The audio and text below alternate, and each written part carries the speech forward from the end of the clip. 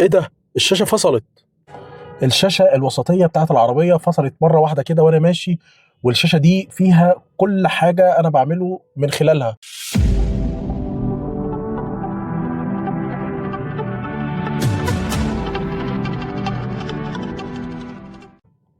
معظم العربيات الجديدة دلوقتي بقى كل التحكم بتاع العربية، سواء التكييف او الكاميرا او معظم الاوبشن اللي انت ممكن تحتاجه دلوقتي بقى موجود في التحكم من الشاشة.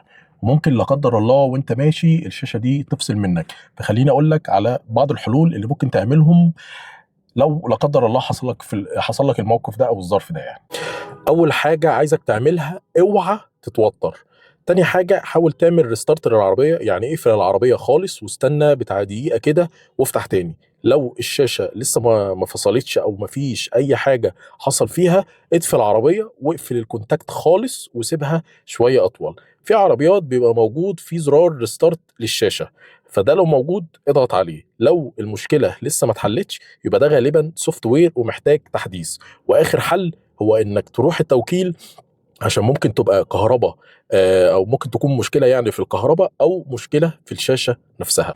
وخصوصا المشكله دي ان ممكن تبقى موجوده في العربيات الكهرباء، لان هي بتبقى موجود فيها شاشه بس وما فيهاش اي زراير. تروح على التوكيل فورا وهو اكيد هيبقى عندهم حل. اعمل لي بقى لايك وفولو شير في برنامج الطاره مع معتز هشام، واوعى